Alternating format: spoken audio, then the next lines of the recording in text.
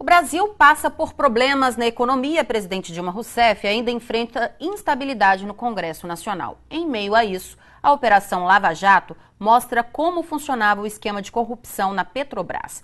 Para entender melhor todo esse cenário, o repórter Sérgio Rangel conversou com o cientista político André Pereira.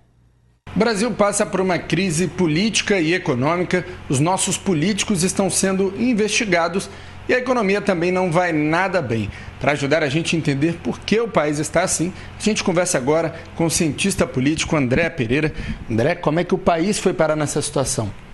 Bom, nós estamos num momento no qual se combinaram 4 elementos distintos que, ao se juntarem, criaram essa situação quase catastrófica que a gente está vivendo para o governo. O primeiro deles é o fato de que o governo Dilma, no seu segundo mandato, se viu obrigado a tomar uma série de medidas que são medidas negativas para a população. É um pacote de medidas, né, de aumento de impostos, de retirada de benefícios, que o governo vê como necessário para controlar a inflação, que o governo já sabe que são medidas que terão que ser tomadas durante um certo período de tempo para que esse propósito do controle da inflação dê certo, né? E, evidentemente, essas medidas são amargas e, sendo amargas, elas afetam o apoio popular ao governo. O segundo ponto é a nova dinâmica que foi adquirida pela Operação Lava Jato.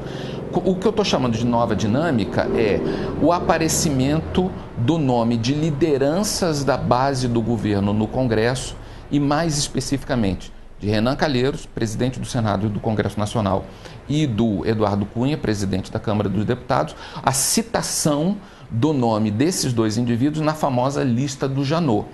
E esses indivíduos, que são lideranças importantes da base do governo no Congresso, ficaram muito insatisfeitos com o aparecimento do nome deles nessa lista, estão enxergando esse aparecimento como uma responsabilidade do governo e estão ameaçando retaliar o governo. Ou seja, o governo, por um lado, perde o apoio popular por causa das suas medidas difíceis e, por outro lado, está se esgarçando a base de apoio do governo no Congresso, o que é uma coisa muito grave para o próprio governo.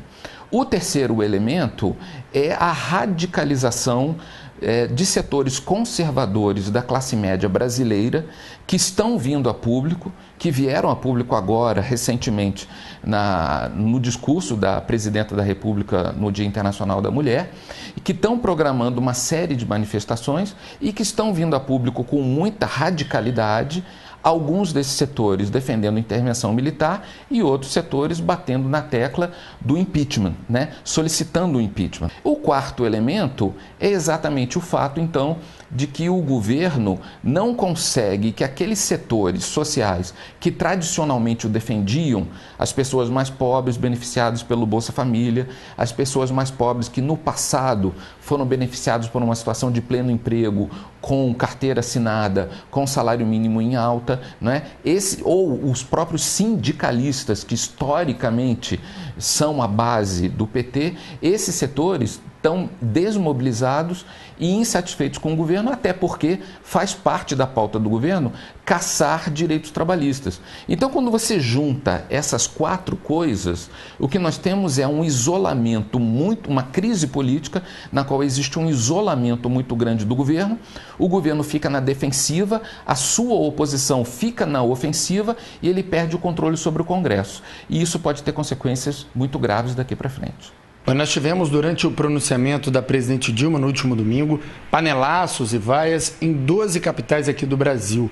Como o senhor vê esse episódio? O senhor vê um país dividido? Sim, eu vejo uma sociedade dividida, mas não uma sociedade dividida hoje. A sociedade brasileira está dividida e é uma divisão de classe há muito tempo. Os que pegaram panela, foram bater panela na janela contra a presidente, são aqueles setores conservadores de classe média, e essa parte da população brasileira, ela nunca foi base de apoio do PT. Nunca foi. Isso não é novidade. A novidade é que agora, nessa conjuntura, nesse momento, e principalmente desde as manifestações de 2013 para cá, esses setores ganharam uma autonomia cada vez maior. Esses setores, eles vêm se tornando cada vez mais agressivos, principalmente na internet, e esses setores agora eles estão na ativa, né? Eles estão saindo para a rua, eles marcaram um calendário de manifestações. Essa manifestação contra o discurso da presidente no domingo foi uma primeira etapa que vai ter o dia 15 agora como uma segunda etapa. Politicamente falando, quais são as principais lições que a Lava Jato ela mostra para a gente? A Petrobras é uma empresa de economia mista, mas o governo federal é dono da maior parte das ações, né? Como ele é dono da maior parte das ações, ele indica os diretores. E aí o que o governo federal, o que a operação mostrou para a gente, né? Que o governo federal separou algumas diretorias para o PP, para o PMDB, para o PT, e um dos delatores foi o delator indicado pelo PP. O cara deu com a língua nos dentes e começou a mostrar o mecanismo, não é? Ou seja, nós estamos falando de um puro e simples mecanismo de corrupção? Não. Nós estamos falando de um mecanismo de corrupção que está associado com o problema da formação de maioria no Congresso Nacional. A ciência política brasileira chama isso de presidencialismo de coalizão. A corrupção existe para garantir maioria no Congresso. Isso é uma característica do PT, dos petralhas? Não. Isso acontecia em governos anteriores? Acontecia.